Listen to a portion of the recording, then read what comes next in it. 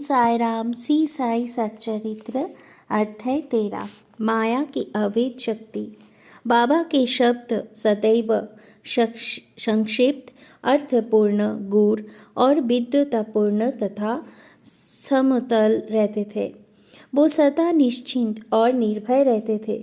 उनका कथन था कि मैं फकीर हूँ, ना तो मेरा स्त्री है और ना ही घर-द्वार। सब चिंताओं का त्याग कर मैं एक ही स्थान पर रहता हूँ। फिर भी माया मुझे कष्ट पहुँचाया करती है। मैं स्वयं को तो भूल चुका हूँ, परंतु माया मुझे नहीं भूलती, क्योंकि वो मुझे अपने चक्र में फंसा लेती है। श्री हरि की ये माया ब्रह्म आदि को भी नहीं छोड़ती। फिर मुत्सरी के फकीर का तो कहना ही क्या है, परंतु जो हरि की शरण लेंगे वो उनकी कृपा से माया जाल से मुक्त हो जाएंगे। इस प्रकार बाबा ने माया की शक्ति का परिचय दिया। भगवान श्री कृष्ण भगवत में उद्भव से कहते हैं कि संत मेरे जीवित स्वरूप है, और बाबा का भी कहना यही था कि वो भाग्यशाली जिनके समस्त पाप नष्ट हो वो ही मेरी उपासना की ओर अग्रसर होते हैं। यदि तुम केवल साई साई का ही स्मरण करोगे तो मैं तुम्हें भव सागर से पार दूंगा। इन शब्दों पर विश्वास करो, तुम्हें अवश्य लाभ होगा। मेरी पूजा के निमित्त कोई सामग्री या अष्टांग योग की भी आवश्यकता नहीं है। मैं तो भक्ति में ही निवास करता हूँ। अब आगे देखिए कि अनाश्रितों के आश्रयदाता साई ने भक्तों के कल्याणार्थ क्या क्या दिया। भीमाजी पाटिल, सत्य साई व्रत, नारायण गांव, तालुका जुन्नर, जिला पूना के एक महाअनुभव भीमाजी पाटिल को सन 1909 में बक्षस्थल में एक भयंकर रोग हुआ, जो आगे चलकर क्षय रोग में परिणत हो गए। उन्होंने अनेक प्रकार की चिकित्साएं की, परंतु कुछ लाभ न हुआ। अंत में हताश होकर उन्होंने भगवान से प्रार्थना की, हे नारायण, हे प्रभु, मुझ अनाथ की कुछ सहायता करो। ये तो विधि थी कि जब हम सुखी रहते हैं तो भगवान स्मरण नहीं करते, परंतु जो ही दुर्भाग्य घेर लेता है, दुर्दिन आते हैं, तभी हमें भगवान की याद आती है। इसलिए भीमाजी ने भी ईश्वर को पुकारा। उन्हें विचार आया कि क्यों ना साईं बाबा के परम भक्त श्री नाना साहेब चादोरकर से इस विषय में परामर्श लिया जाए, और इसी हेतु उन्होंने अपनी स्थिति पूर्ण विवरण सहित उनके पास लिख भेजी और उचित मार्गदर्शन के लिए प्रार्थना की। प्रत्युत्तर में श्री नाना साहेब ने लिख दिया कि अब तो केवल एक ही उपाय शेष है, और वो है साईं बाबा के चरण कमल की शरणागति।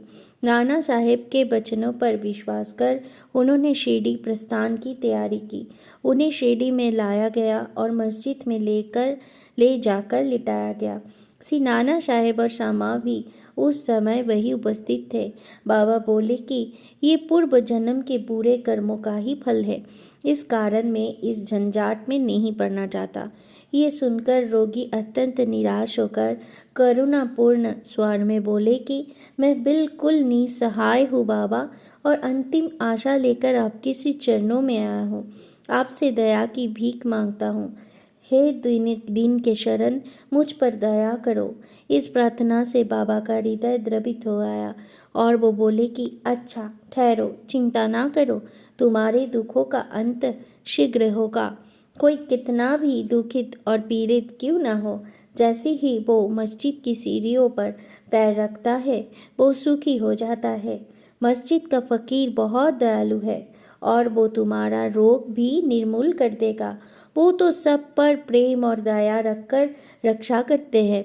रोगी को हर 5 मिनट पर खून की उल्टियाँ हुआ करती थी, परंतु बाबा के समक्ष उसे कोई उल्टी न हुई। जिस समय से बाबा ने अपने श्रीमुख से आशा और दयापूर्ण शब्दों में उक्त उद्गार प्रकट किए, उसी समय से रोग ने भी पलटा खाया। बाबा ने रोगी भीमाबाई के घर में ठहरने के लिए कहा। ये स्थान इस प्रकार के रोगी का सुविधाजनक और सस्तप्रद तो नहीं था, फिर भी बाबा की आज्ञा कौन टाल सकता था। वहाँ पर रहते हुए बाबा ने 2 स्वप्न देखकर उसका रोग हरण कर लिया। पहले स्वप्न में रोगी ने देखा कि वो एक विद्यार्थी है और शिक्षक के सामने कविता मुखग्र न कर सकने के दंड स्वरूप बेतों की मार से असहनीय कष्ट भोग रहे हैं। दूसरे सपने में उसने देखा कि कोई हृदय पर नीचे से ऊपर और ऊपर से नीचे की ओर पाथर घुमा रहा है, जिससे उसे असहनीय पीड़ा हो रही है। सपने में इस प्रकार कष्ट पाकर वो स्वस्थ हो गया और घर लौट आया। फिर वो कभी कभी शिरडी आता और साईं बाबा की दया का स्मरण कर साष्टांग प्रणाम करता था। बाबा अपने भक्तों से किसी वस्तु की आशा नहीं रखते थे, वो तो केवल स्मरण, दृढ़ निष्ठा और भक्ति के भूखे थे।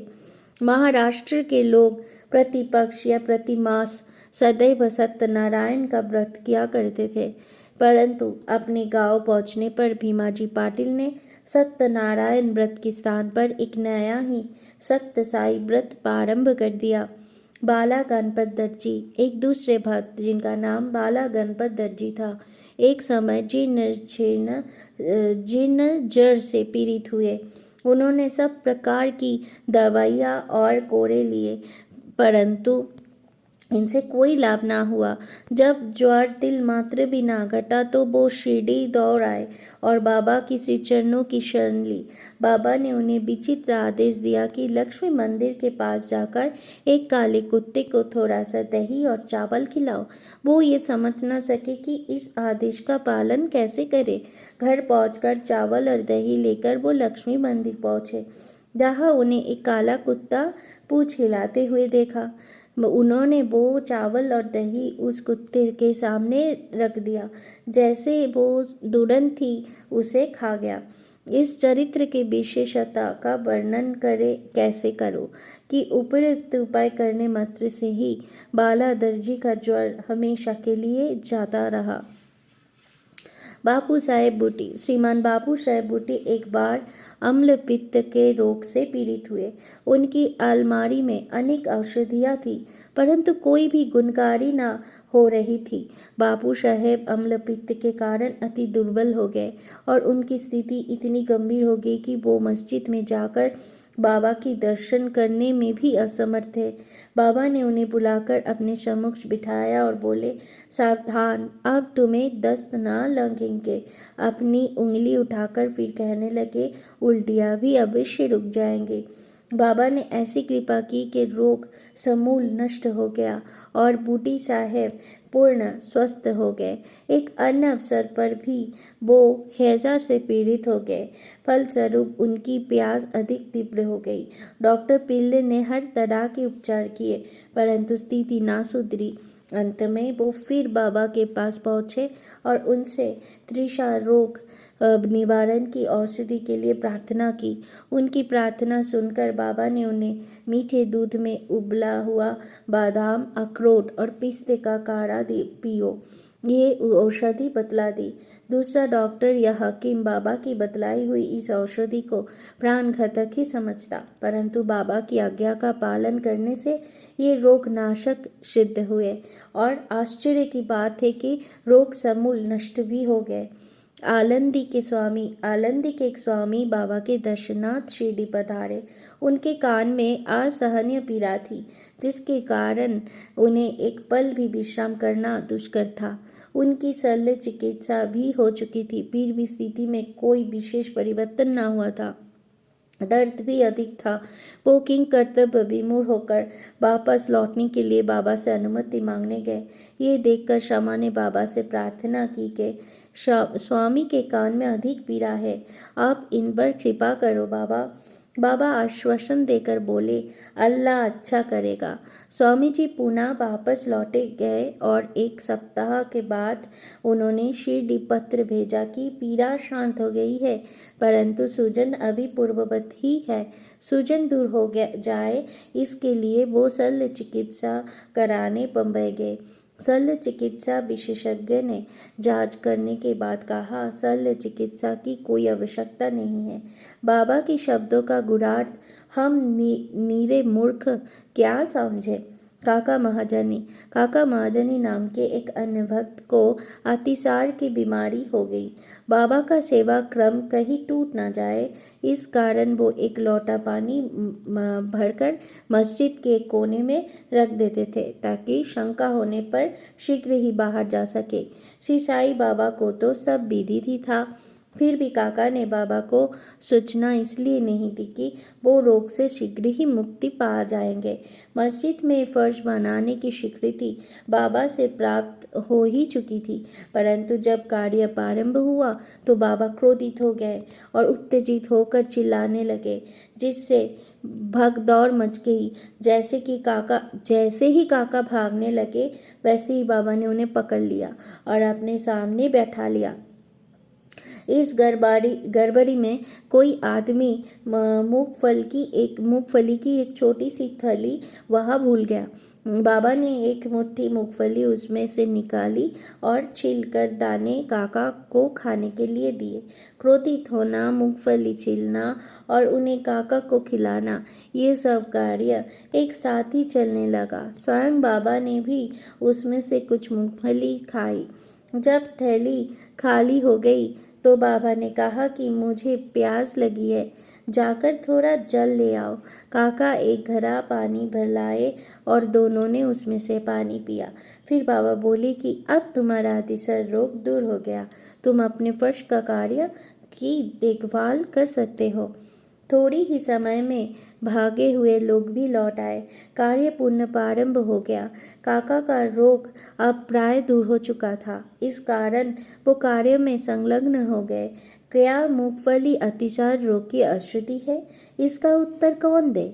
वर्तमान चिकित्सा प्रणाली के अनुसार तो मूंगफली से अतिसार में वृद्धि ही होती है, ना कि मुक्ति। इस विषय में सदैव की भांति बाबा के श्री वचन ही औषधि स्वरूप थे। हरदा के एक सज्जन जिनका नाम श्री दत्तोपंत था, 14 बरस से उदर रोग से पीड़ित थे। किसी भी औषधि से उन्हें लाभ न हुआ।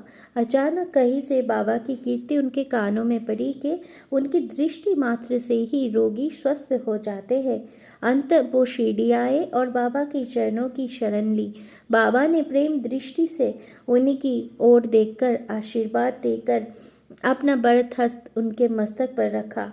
आशीष और उदी प्राप्त कर वो स्वस्थ हो गए तथा भविष्य में उन्हें फिर कोई पीड़ा न हुई। इसी तरह के निम्नलिखित 3 चमत्कार इस अध्याय के अंत में टिप्पणी में दी गई है। 1. माधवराव देशपांडे बाबा से रोग से पीड़ित थे। बाबा के आज्ञा अनुसार सोनामुखी के काढ़ा सेवन करने से वो निरोग हो गए। 2 वर्ष पश्चात उन्हें पुनः वही पीड़ा उत्पन्न हुई। बाबा से बिना परामर्श लिए वो उसी काढ़े का सेवन करने लगे। परिणाम ये हुआ कि रोग अधिक बढ़ गया, परंतु बाद में बाबा की कृपा से शीघ्र ही वो ठीक हो गए। 2. काका महाजनी के बड़े भाई गंगाधर पंत को कुछ वर्षों से सदैव उदर में पीड़ा बनी रहती थी। बाबा की कीर्ति सुनकर वो भी शिरडी आए और आरोग्य प्राप्ति के लिए प्रार्थना करने लगे। बाबा ने उनके उदर को स्पर्श कर कहा, अल्लाह अच्छा करेगा। इसके पश्चात तुरंत ही उनकी उदर पीड़ा मिट गई और वो पूर्णतः स्वस्थ हो गए। 3. श्री नाना साहेब चादोरकर को भी एक बार उदर में बहुत पीड़ा होने लगी। वो दिन रात मछली के समान तड़पने लगे। डॉक्टरों ने उनके अनेक उपचार किए, परंतु कोई परिणाम न निकला। अंत में बाबा की शरण में आए। बाबा ने उन्हें घी के साथ बर्फी खाने के लिए आज्ञा दी। इस औषधि के सेवन से वो पूर्ण स्वस्थ हो गए। इन सब कथाओं से ये प्रतीत होता है कि सच्ची औषधि जिससे अनेकों को स्वस्थ लाभ हुआ, वो बाबा के केवल सिर्फ मुख से उच्चारित वचनों एवं उनकी कृपा का ही प्रभाव था। ओम श्री सद्गुरु साईनाथ अर्पणमस्तु। शुभम भवतु। ओम साई राम। सप्ताह प्राणायाम द्वितीय विश्राम।